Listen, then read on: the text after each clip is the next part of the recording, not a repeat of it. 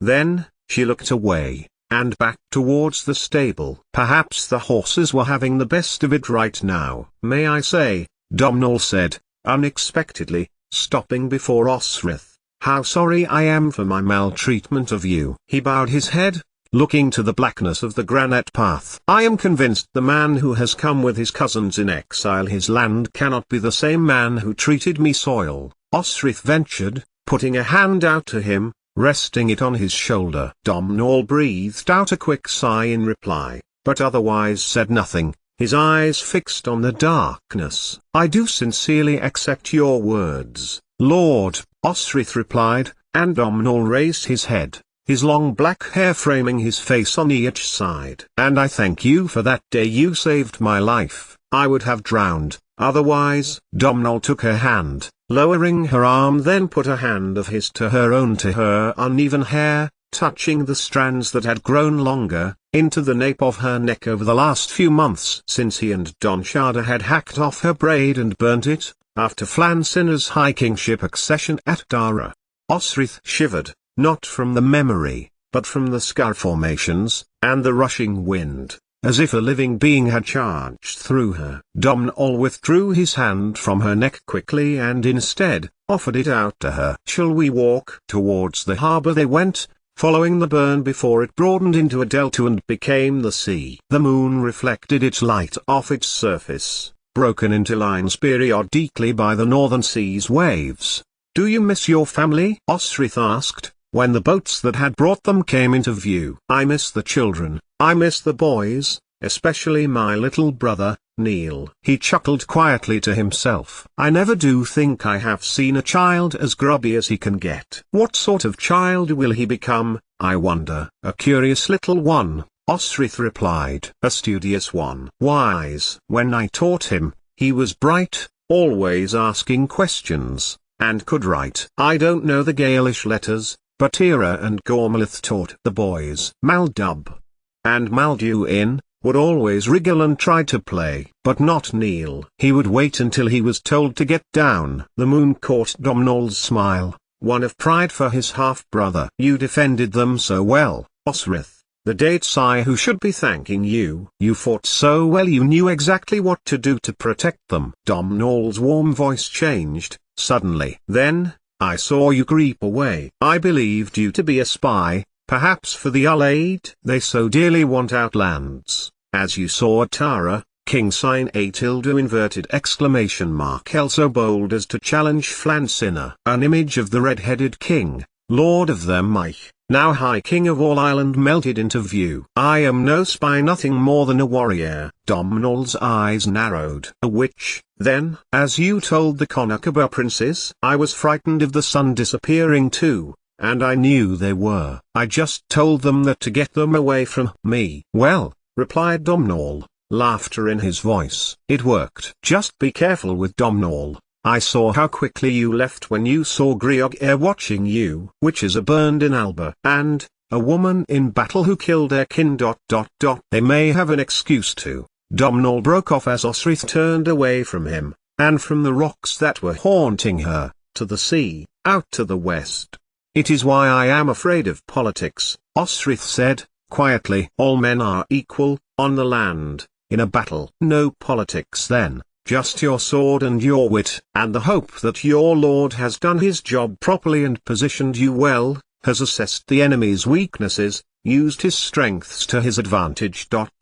That's politics." He looked across to Osrith's pale face in the moonlight. "You were no spy, and when I saw what those bastard Ullaid were doing to you, I could not leave you to drown. I had been following you as you caught the squid from Muir, how you defended Constantine and lost your sword, so I wasn't altogether sure. And then, at Tara, I was so angry you were not a spy, just a woman, that I wanted my man to fight you, and when he defeated you, to kill you. I defeated him, and I would have killed him," Osrith retorted. "Poor show if you trained him. He had very little anticipation." "He was stronger than you," Domhnall replied, wryly. "You watched." "Of course. I put up the sword."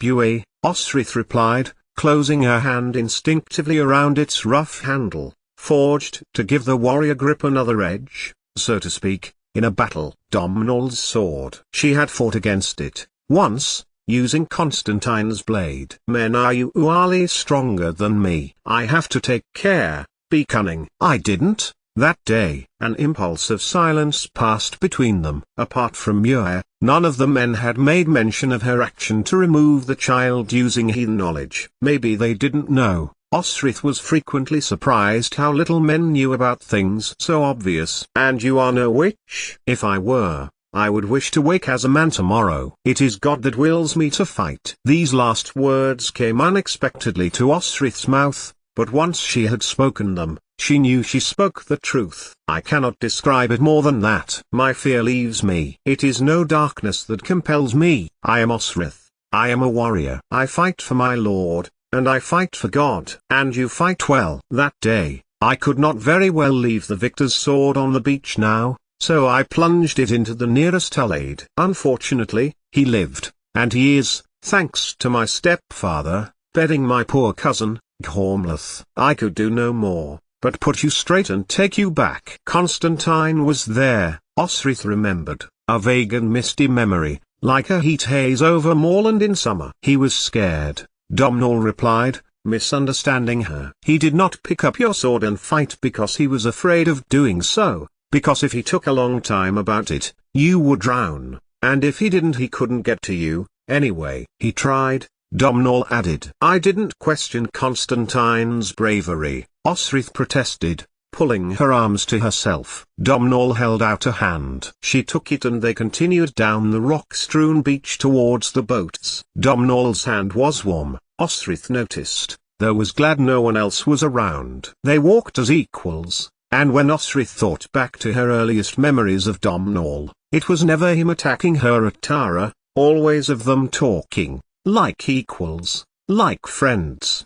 You should question Constantine, Domhnall scorned. If he doesn't learn, one day he will lose good men on the field. He is too proud. He needs more humility, and to respect a battle before he can direct it. And to direct it he needs to be at the front, seeing it from the warrior's view. He is a, go on, men leader, rather than, come on, men. Osrith knew what he meant. She had only ever known lords who stood next to their warriors. Constantine's father Domhnall. Flann, too, though she had been nowhere near his quarter on the day the Norse attacked the monastery, had stood by his front row and led his men to beat back the enemy. But Constantine was young yet. He was shrewd, Osrith knew, for she had been on the end of many of his tricks. At the moment, though, was he his cousin, or his father? Maybe when he had men of his own to command, then it would be seen whether Domhnall was right. When she said this aloud, Domhnall laughed. Maybe we must see who is right. You have a lot of faith in him. So, Domhnall suggested, if your wish came true, and you woke up tomorrow with a pair of balls, what sort of leader would you be? I will be like you, Osrith returned the compliment, slow to chide. A model of a warrior. Disciplined. Inspiring of loyalty. Domhnall snorted wryly. Someone to stand next to who would defend my life, that inspires men to defend yours. That's what a lord is. Domhnall puffed out a breath at her words. I will not be a lord until I have found my sister. Ethne, Osrith supplied, drawing Domhnall's wool cloak closer about her. Ethne. Domhnall repeated her name. There was sadness in his voice. No matter what state she is in, I won't give up, unless she is dead. He turned his head to Osrith in the moonlight. She was barren, she had no children, not one. But, how cruel a fate to be packed off like a chattel to a slaver, though, many a royal has ended that way. Fallen asleep after a night of drinking and awoken at the bottom of a ship with a face of cold water, limbs in chains. His humour quelled and he fell silent again. Flann planned it, of course, him and Domhnall, for the support it would give him. If I only knew who'd taken her there. It was a genius stroke going to Tara to be married at the festival. The slaver never comes for only one, and, Domhnall broke off as Osrith gripped his forearm. The long night she had spent in the trees outside the monastery at Armuka. Don Shada was the ... He was with someone, but who? Not Flann, for his voice was different to that which she remembered. Don Shada, Osrith hissed. I once heard him say to someone how angry you would be if you knew what they were going to do with her. It fits, if he meant Ethne. Where did you hear this? Domhnall shot back at her, sharply. As we travelled to Kells, after your father's funeral. Domhnall let out a deep sigh. Domhnall and Donchada, he concluded sadly. In the darkness Osrith stared at Domhnall. Domhnall is involved. Osrith gasped, as Domhnall slapped a hand across her mouth. Domhnall has agreed an alliance with Flann, for support for the throne. Money, men. Lack of support for Eochaid. Flann has taken a side, has divided many UNA tilde copyright ill. One which is so entrenched it could filter down for generations after. The Norse provide unity, for now, but he has put Domhnall in a position which, while trying to play politics with the Ullaid, he has alienated his own son and Flann's family. The young boys loved Ethne, and she was the only mother they knew. And Donchada blindly followed Flann's plan, believing it to be worthwhile. He let Osrith go, trying to take her hand to walk on again. But Osrith stood there, thinking. He felt regret the minute it was done, but as I told him, it was too late then. It would be like allowing Muir to be enslaved. Domhnall, Osrith repeated, carefully. And then a horrible thought struck her. The slaver never comes only for one. Your man, Finolai, Domhnall said, sadly. He was for the slaver too. Domhnall couldn't have any complications. But Osrith this time had begun walking. Domhnall hurried to catch her up. Now, don't you cry. So, he began, but Osrith turned to him in the moonlight. But she wasn't crying, she was laughing. And, what is so funny? Osrith couldn't gauge his tone and made herself calm her mirth. They were at the opposite side of the hall now, and remnants of verses, dissected by much alcohol, drifted along the glen. Finolai, she smiled, thinking about her friend. He would braid her hair before battle, a task he did with happiness. He would urge the men to stop for rests, anticipating Osrith needed one, which she invariably did. He would help Fergus with his swordmanship and play stones with Tagged. He had loved a king, with his heart and with his body. He would fight like a man possessed and had never been defeated in battle. But, like Ethne, Finolai had been defeated by politics. And now, it was the realization that the men who had taken Finolai that morning had not been careful enough, for he had escaped, with her help. I followed him, Osrith recounted, remembering the high trees which almost hid the beach from view. I got him free of the cage, I gave him silver. Domhnall. He escaped. Domhnall stared at her, as if she were lying. I saw Ethne. An owl hooted again as Domhnall drew himself still. Truly? His face was a conflict of disbelief and rising hope. Osrith grinned. Truly. She was fighting the men, shouting she was Queen of Tara. And then, suddenly, Domhnall Makeda drew Osrith close him, wrapping his arms around her body, and kissed her. As suddenly as his lips met hers, he drew away again. Osrith's chest throbbed from her damaged ribs. Then your kind act has saved not just your friend but my sister, Domhnall declared, and Osrith could hear the overwhelming happiness in his voice. That would have been her. It's so like her. And now I know, thanks to you, which slaver it would have been, I should be able to find it, and recover her. They walked in silence for a time, following the perimeter of Glenorchy's high wooden walls until they finally neared the guarded entrance through which they had first walked. So you want to tell me why you are afraid? Domhnall ventured at length. You fled the hall after you noticed Domhnall's man Grioghair staring at you. Osrith drew to a sudden stop, her happy bask in the hope Finolai lived shattering. She looked up where the guards were. Not one was there, not one Caimbileach, nor Grioghair, nor a man for Domhnall. They were likely safe. That night, when I killed Colleen Caimbileach.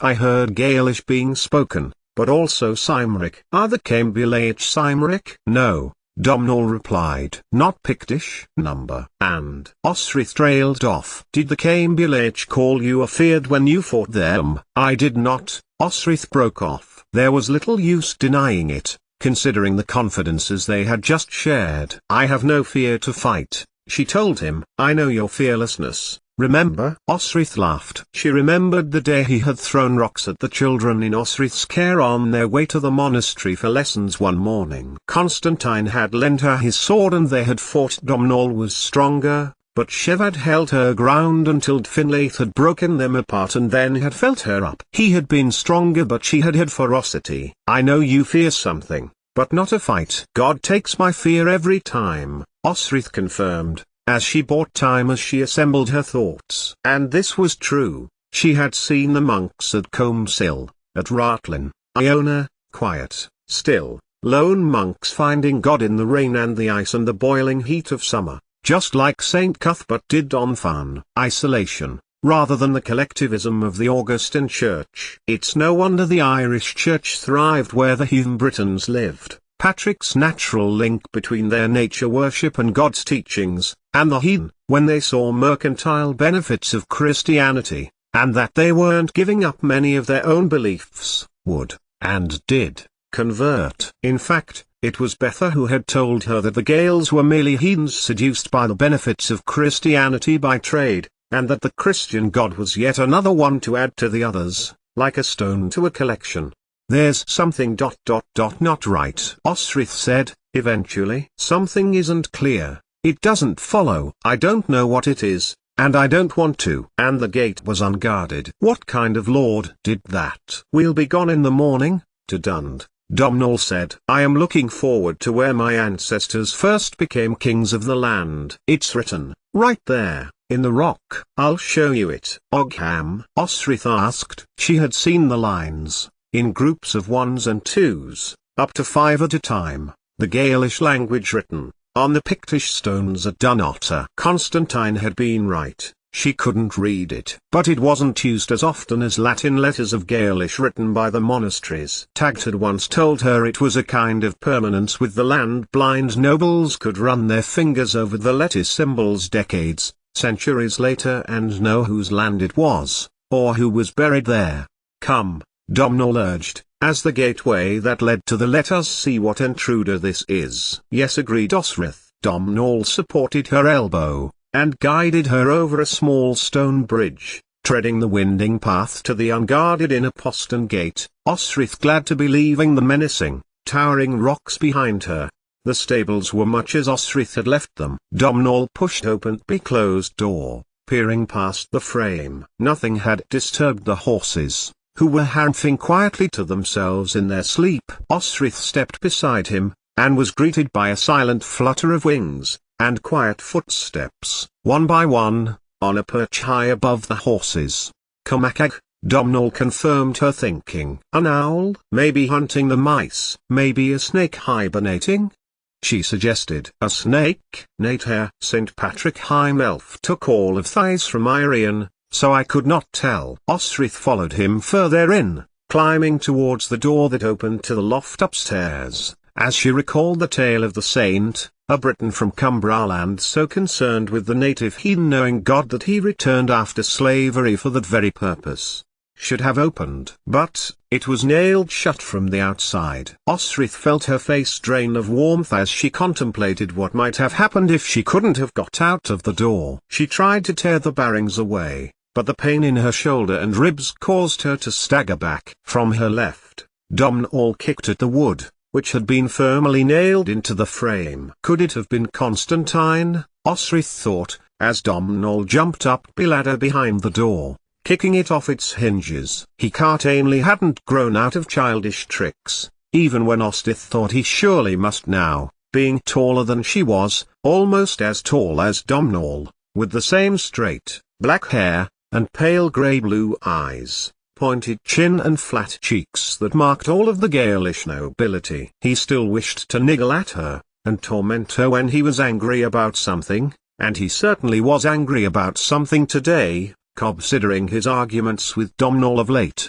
"Come on," Domnall encouraged, holding out a hand. Osrith took it and he half-hauled her up the wooden rungs until she found her feet to push up. When she got to the top, Osrith lay on the straw, warmed by the horse's breath, next to the hatch, feeling for her own blanket as she handed Domnall his back, then sat back up and pulled the woolen cloth close around her.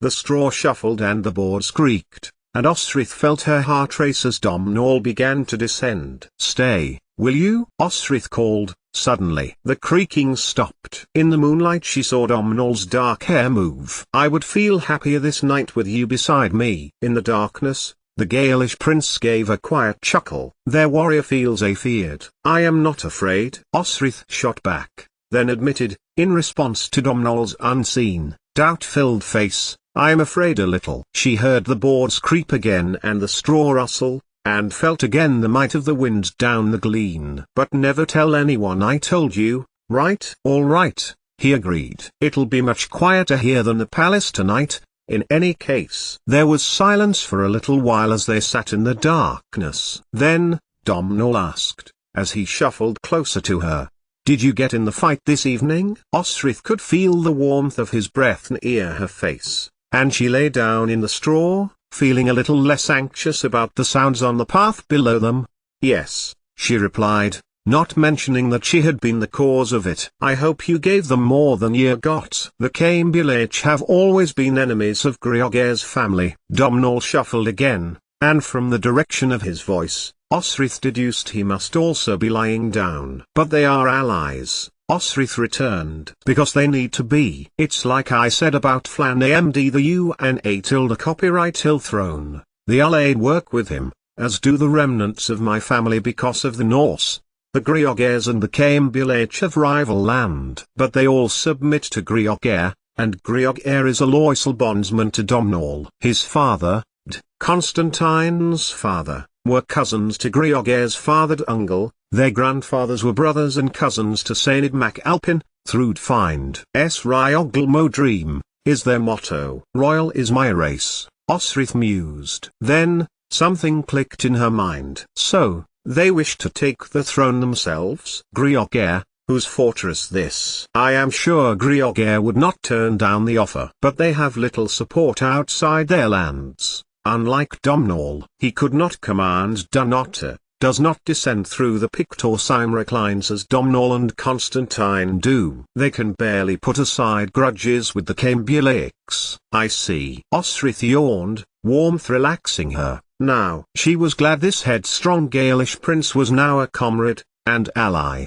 His cold anger now would have been hard to bear. After a few minutes of silence, where Osrith expected that Domhnall was falling asleep, she heard him turn in the straw. "What was Constantine calling Domhnall?" touched Dean. "You don't want to know," Domhnall replied, grimly. "He is unhappy about a decision Domhnall has made." "Yet Constantine made it, really?" "He has grown since I've known him," Osrith replied. "I always hope he has grown out of these childish sulks." Maybe it was childish sulks that meant he had barely spoken to Osrith since Doia. It also meant he hadn't tried to hump her, but maybe that was all finished. He had changed the day Domhnall had carried her back to the fortress at Doia from a Lockfoil after her attack naked, beaten and bloody, wrapped in his own cloak. Or, perhaps Constantine realized he was to marry and wished to be honorable to Mary. "You always defend him." "I hope he becomes a good king." The people of Pitland, of all of Alba,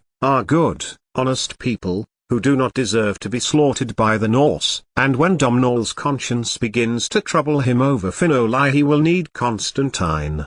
Osrith heard Domhnall sigh. "I am glad about Ethn. I am so very glad I didn't molest you." "You are so very good in a fight," Domhnall said, after some time. Osrith turned in the direction where he lay. "I am not sorry I kicked you in the balls, no matter what I said to Flann Sinna. I would do that to anyone if they tried that." "That is fair," he conceded. Oidgmuth, Domhnall. In the darkness, Osrith's thoughts drifted to their walk, then back to Iona and Grioghair. Something still wasn't right with him. And about tutored. What would her brother say when she finally found him?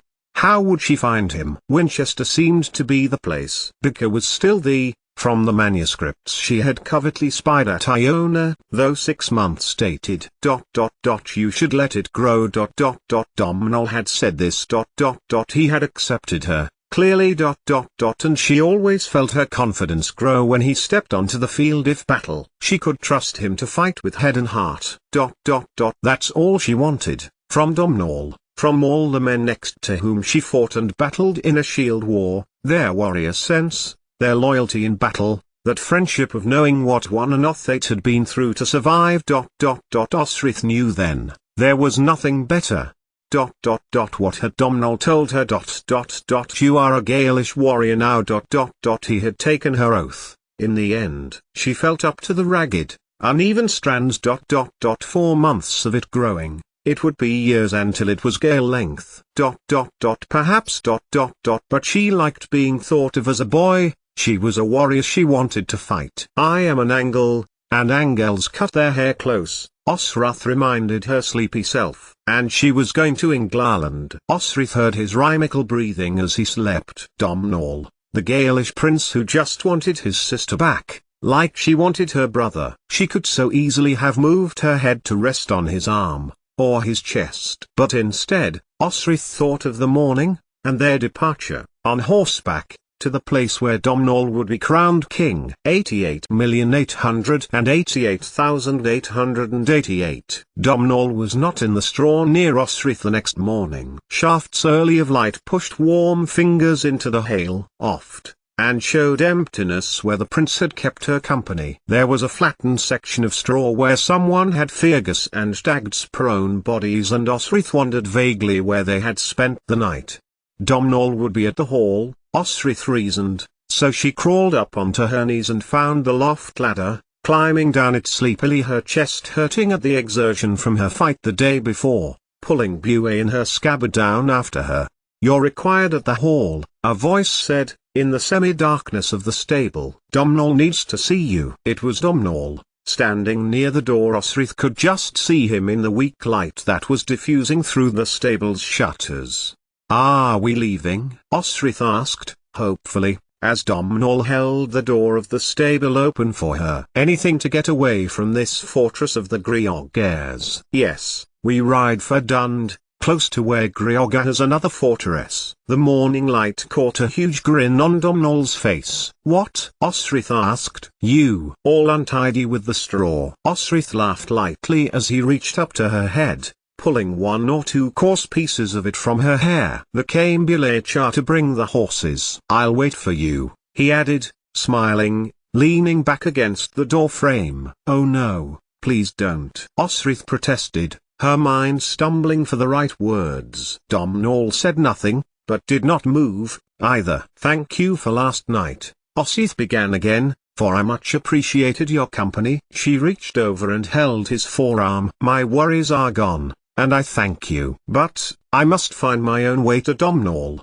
lest he thinks I cannot be a warrior for him without assistance. Domhnall looked at her, taking her hand from his arm and holding on to it momentarily with his own, then nodded. Yes, he said, then looked round at the horses, many still sleeping, though some stamping their hooves in anticipation of the start of a new day. I'll see you at the hall, Osrith. Choose the skewbald mare if you get a chance. You were suiting her well yesterday. He smiled at Osrith again, before pushing open the stable door, its wooden planks scraping into the dirt. Holding it open, her mind drifted to the idea of riding, and she groaned as she followed him to the doorway, and she watched Domhnall him cross the ground between the stables, his raven black hair blowing in the morning breeze. Then her eye surveyed the scene, her hand falling instinctively to Buée. What a sight to see! Men, alone, or in 2s and 3s, were asleep, passed out, some outside the hall, some on the ground outside. One even wedged between 2 stone walls, snoring loudly and legs in the air. She might easily have mistaken it for a battle massacre. Turning to where the horse's water trough had been refilled,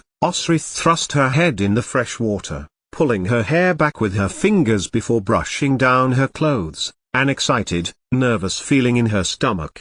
Domhnall, her lord, would be crowned king very soon. He only had to march across the country with his men and fight on his home ground, at Dumnotter. Domhnall was waiting in the hall for her, Tagged and Fergus, both red-eyed and looking worse for wear, beside him. He smiled as Osrith strode in. She was to ride with Fergus and Tagged behind the princes to Dund, and, after a lengthy discourse on who would ride where in the royal procession, Domhnall led them to the courtyard, way horses were being led from the stables. Any man who was still unconscious from the night before, outside the hall, was summarily being soaked with buckets of river water to revive them, to much swearing and swinging of arms. The men leading out horses, Domhnall had said, were Cambilaich, and they were leading them, including the little skewbald mare, to the waiting group of Greog men, at the front of which Greog MacDougall stood, brown-red head held high. She caught his eye for a moment, and he smiled, a slow, lazy smile, like a cat which might be enjoying its toy with a mouse. Osrith dragged her eyes to the stables, as the Cambilaich cleared. Which horses would remain? Would she be able to ride it? Then she looked back. Greog was looking at her still, the predatory expression gone, replaced with one of implacable thoughtfulness. Then his eyes shifted to a spot to the right of Domhnall. Osrith turned her to see that Constantine and Domhnall had taken their place by Domhnall. "Where to get the horses for Domhnall?" Tagd murmured warmly by her ear. "Just remember what we taught you, and you will ride fine." He led Osrith and Fergus back to the stables. They were to saddle and make ready the horses for their ride that day, and Osrith began by pulling the leather straps from the wall, and adjusting their buckles for the 6 horse that remained.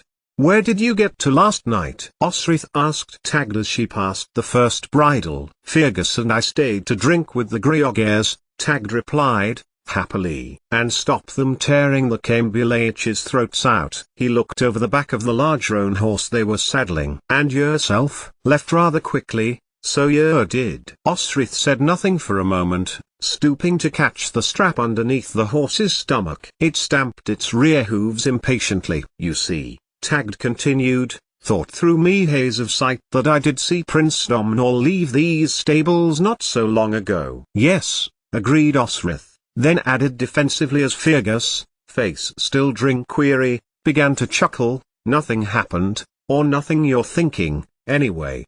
"Nothing?"